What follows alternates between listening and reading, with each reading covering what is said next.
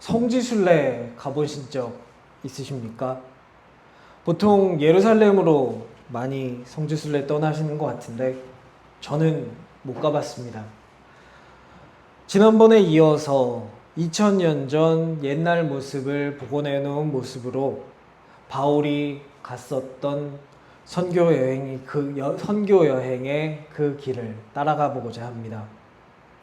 제가 실제 사진이 아니라 가상의 화면을 선택한 이유는 먼저 성지순례 유적과 우리가 진짜로 보고 싶은 바울이 밟았던 땅 사이에는 제법 큰 시간차가 있기 때문입니다.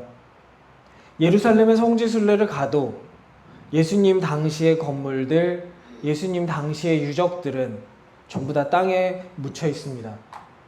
가서 방문하는 성지순례 유적의 대부분이 우리가 직접 느껴보고 싶은 그 실제 사건이 있고 나서 한참 뒤에야 만들어진 것입니다. 바울은 빌립보로 건너가서 유럽의 첫 번째 교회를 세우게 됩니다. 빌립보에 가면 바울 기념 교회가 있고 바울이 마게도니아로 건너간 모습을 표현해 놓은 이 모자이크 그림이 있습니다. 이쪽에 있는 사람과 이쪽에 있는 사람이 바울입니다. 앉아 있는 사람도 배를 타고 건너간 사람도 바울이고요. 가운데 서서 이렇게 혼자 좀 다른 배경에 갑옷을 입고 있는 사람이 바울의 환상 중에 나타났던 마게도니아 사람입니다. 바울이 성령님께서 그의 선교 여행 길 플랜 A, B, C를 다 닫으셨을 때 성령이 환상을 보게 하셔서 환상 중에 마게도니아 사람이 나와서 이리 와서 우리를 도우라 전합니다. 그래서 바울은 배를 타고 건너가게 됩니다. 이것도 바울이 빌립보에 간 다음에 한참 뒤에 만들어진 겁니다. 실제로 빌립보에 성지순례를 가면은 남아있는 유적이 거의 없습니다. 바울 기념교회라고 해서 하나 있는데 이게 바울 기념교회에 있는 모자이크입니다. 당연히 바울이 죽은 지 수백 년 뒤에 만들어진 겁니다. 나는 바울이 가서 예배드렸던 교회를 보고 싶고 리디아가 세례를 받았던 그 개울물을 가서 나도 거기에 발 담궈 보고 싶고 나도 거기서 세례 받아보고 싶은데 가면은 없습니다. 그래서 그 당시에 고고학적인 자료를 가지고 이런 모습을 바울이 보았을 것이다. 리디아가 세례 받았던 그 외곽에 있던 그 시냇물은 이런 모습이었을 것이다 라고 했던 그런 것들을 함께 보고자 합니다. 불과 몇백 년 안 된 유적도 대부분 땅속에 묻혀 있는 것이 현실입니다. 서울시청 신청사 지하에 가면은 무기를 만들던 군기시 터가 보존되어 있습니다. 여기서 화살도 만들었고요.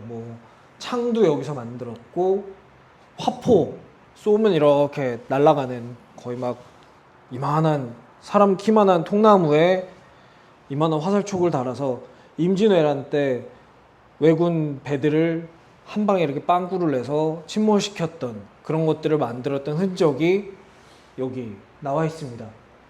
서울시청 신청사를 지으려고 땅을 제법 깊게 파다 보니까 거기서 나왔습니다. 이게 불과 대략 500에서 600년 전 유적인데도 지하 1층보다 약간 더 깊은 위치에 묻혀 있습니다. 이건 우리나라만 이런 게 아닙니다. 성지순례를 가는 예루살렘도 오늘 함께 가보고자 하는 아테네도 다 이렇게 되어 있습니다. 예수님이 밟으셨던 예루살렘의 길, 십자가를 메고 걸어가셨던 바로 그 골목길, 재판받기 위해 서셨던 브라이도리온의 뜰에 깔려있던 타일은 저 땅속 깊은 곳에 묻혀 있습니다. 그 사진이 아니라 가상의 것도 같이 보는 두 번째 이유는 그때 이게 있었던 이 층을 발굴했다 하더라도 사진에서 보시는 것처럼 사실상 남은 게 별로 없기 때문입니다. 이게 뭐다라고 설명을 해주니까 뭔지 알지. 땅 파다가 이렇게 나오면 돌인가 보다. 치우고 건물 짓자. 이렇게 되기 쉽습니다. 봐선 이게 뭔지 알 수 없습니다.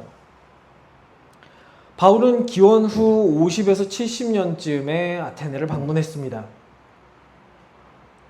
50에서 70년이라니까 우리한테 잘 와닿지 않아서 그때 한반도는 뭐 하고 있었나 살펴보니까 삼국시대였습니다.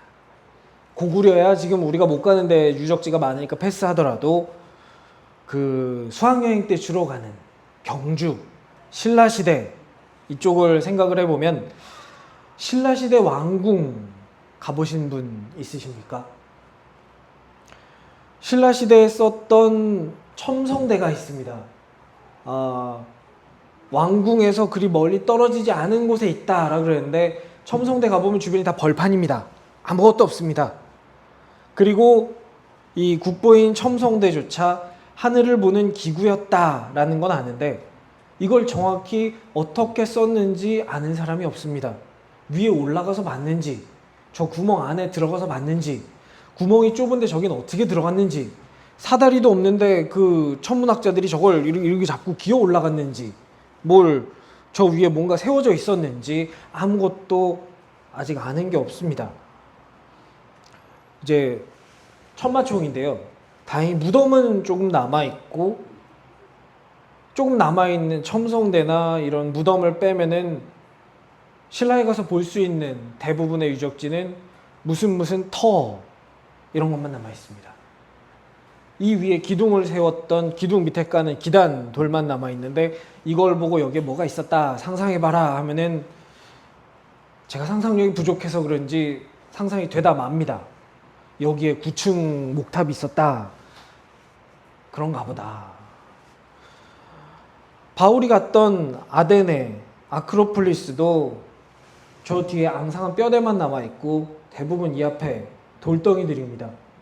이게 저 파르테논 신전의 일부였을 것이다 추정해놓고 지금 퍼즐 맞추는 것처럼 하나하나 맞추고는 있는데 주로 가서 볼 수 있는 게 이만큼 쌓여있는 돌덩이 이게 어디에서 있었을 것이다 라고 추정하는 이런 것만 열심히 보고 오게 됩니다. 그리고 이걸 하게 된 아마도 제일 큰 이유는 다 모시고 가고 싶은데 제가 비행기표도 다 사드리고 호텔도 좀 비싼 호텔로 좋은 데 잡아드리고 싶은데 그게 쉽지 않아서입니다. 언젠가 같이 갈 수 있었으면 좋겠습니다. 그래서 이렇게 무너진 돌덩이들이나 이렇게 터 말고 바울이 실제 갔을 때의 모습을 함께 보면서 성경을 같이 읽고 싶습니다. 바울이 이 아고라 길에서 길을 걸으면서 부활하신 예수님을 증언하면서 여기에 있는 사람들을 보면서 무슨 생각을 했을까? 스토아파 철학자들과 토론을 하면서 어떤 풍경을 보면서 토론했을까? 하나님은 바울을 왜 여기에 보내셨을까? 이런 것들을 이 두 번째 가상 성지순례를 통해서 발견해 보고자 합니다.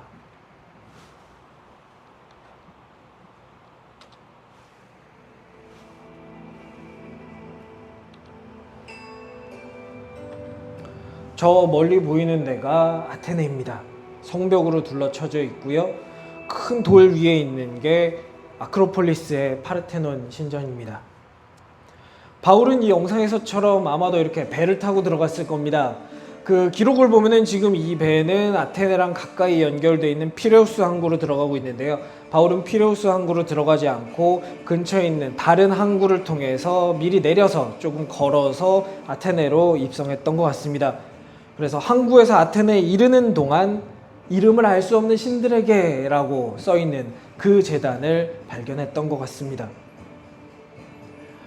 아테네의 특산품은 도자기입니다. 이제 만드는 화면이 이따 조금 있으면 나올 건데요. 이거는 이제 피레우스 항구에서 아테네까지 이어지는 성벽입니다. 우리로 따지자면은 제물포에서 서울까지 양쪽에 벽을 쫙 쌓은 겁니다. 그 항구에서의 보급이 아테네로 끊이지 않고 오게 할 수 있도록 실제로 굉장히 긴 성이 양쪽에 있었습니다. 조각품도 많이 발달해서요, 이 조각을 전문적으로 하는 조각지구가 따로 있었습니다. 여기는 대장장이 신인 헤파이스토스의 신전입니다.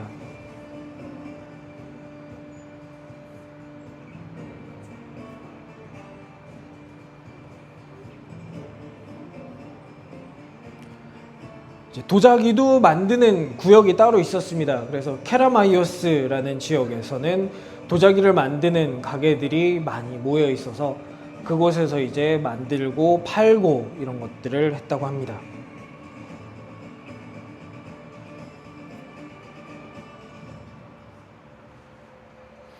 여기가 아고라입니다.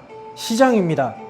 바울이 천막 짓는 일을 했다라고 동역자들과 함께 했다고 그러는데, 그 텐트 메이커라 그러는데 제가 생각한 텐트는 이런 세모난 텐트인데 이런 텐트도 만들었던 것 같습니다. 시장에서 쳐놓고 그 밑에서 장사를 할 수 있도록. 왜냐하면 여기가 되게 덥습니다. 지중해 연안이고 우리보다 좀 더 적도에 가깝기 때문에 저 텐트가 없으면은 뜨끈뜨끈합니다. 해 뜨면. 여기가 이제 바울이 가서 복음을 전했던 아레오바고 언덕입니다. 저렇게 생겼습니다. 하늘에서 보면. 뜬금없이 땅에 배가 하나 등장합니다. 이게 뭐냐 하면은 아테나 생일잔치 때 그 놀이공원에서 퍼레이드 하는 것처럼 퍼레이드를 하는데, 그 배 밑에 바퀴를 달아가지고 돛대에다가 아테나 깃발, 아테나 신전에다가 걸칠 새 옷감을 걸고 퍼레이드를 했던 그곳입니다. 여기는 푸닉스 언덕입니다. 그 사람들이 토론하고 대화하고 민주주의가 꽃피었던 그런 곳입니다. 여기는 이제 리디아의 집에 샘플로 가지고 왔던 그 큰 집입니다. 전형적인 그리스 로마식의 집을 보여줍니다. 바울은 이곳에서 해가 뜨고 해가 지고 이들이 먹는 음식을 먹고 이들이 자는 침대에서 자고 이들과 함께 이야기하면서 복음을 전했을 것입니다. 제우스 신전입니다. 이때도 공사 중이었고요. 이게 아마 바울이 갔을 때도 계속 공사하고 있었던 것 같습니다.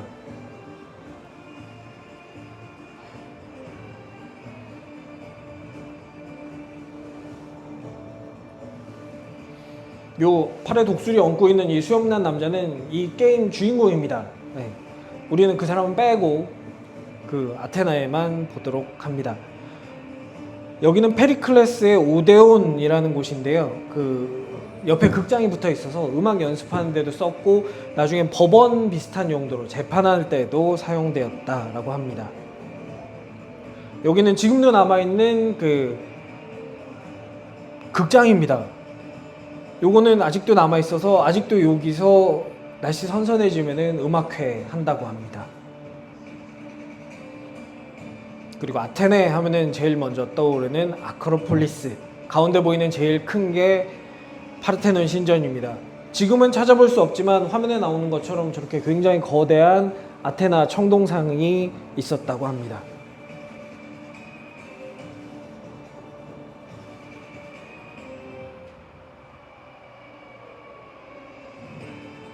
이게 파르테논 신전 내부입니다.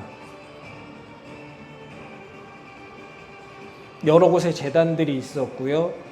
여러 신들을 섬겼고 그들 앞에 제물을 놔뒀고 심지어 위에 이름을 알 수 없는, 어떻게 생긴지도 모르는 신을 위한 제단도 있었다고 합니다.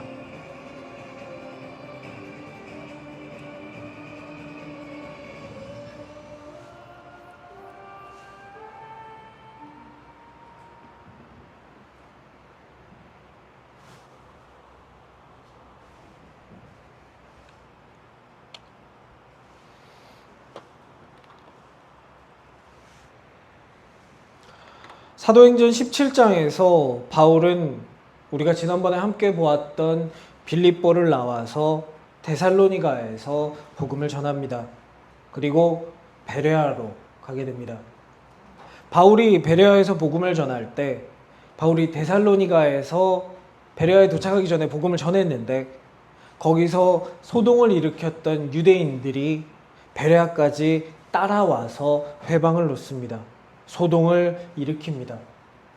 굉장히 신기한 장면입니다. 바울은 이미 데살로니가를 떠났습니다. 바울은 소동을 일으킨 이 유대인들에게 단 한 번도 해코지를 한 적이 없습니다. 너네 다 지옥 갈 거야. 예수 천당 불신지옥 이러고 다니지도 않았습니다. 그런데도 이 반대자들은 데살로니가에서 베레아, 이 거리가 제법 되는 이곳까지 따라와서 바울의 복음 전파를 방해하고 있습니다. 이 말씀은 복음은 어디에서나 환영받지는 않는다라는 것을 우리에게 보여줍니다. 우리가 예수를 전할 때 우리 현실에서 우리가 마주하게 되는 일들입니다. 하나님의 역사가 일어나면 반드시 그 반대도 일어납니다. 반대하는 자들은 하나님의 말씀을 전하는 사람만 막는 것이 아니라 사실상 복음 그 자체를 막으려고 합니다. 하지만 중요한 점은 이들의 반대가 하나님의 계획을 중단시키지 못한다는 것입니다. 데살로니가 유대인들의 베레아까지 따라와서 하던 그 박해 때문에 바울은 아덴으로 향하게 됩니다. 복음을 막으려고 했지만 결과적으로 복음이 다른 더 큰 도시 그리스 로마 문화의 중심지로 확장되게 됩니다. 사람이 복음을 막으려고 하더라도 하나님께서 그것조차 복음 확장의 방법으로 사용하십니다. 복음이 전해지고 그걸 반대하고 박해하고 하지만 그 박해 때문에 복음이 오히려 더 넓게 더 멀리 전해지는 이 역사가 사도행전에서 반복됩니다. 인간 역사에서도 계속 이어집니다. 이와 동일한 역사가 우리 공동체와 공동체를 둘러싼 이 지역사회 속에서 다시 반복될 수 있기를 기도합니다. 바울은 아덴에 도착합니다. 거기 도착해서 동역자들을 기다리던 바울은 거기에 우상이 가득한 것을 발견합니다. 그리스 로마 신화는 다신교 신화입니다. 여러 신들이 있고 그 중에서 비중이 있는 주신만 하더라도 12이나 됩니다.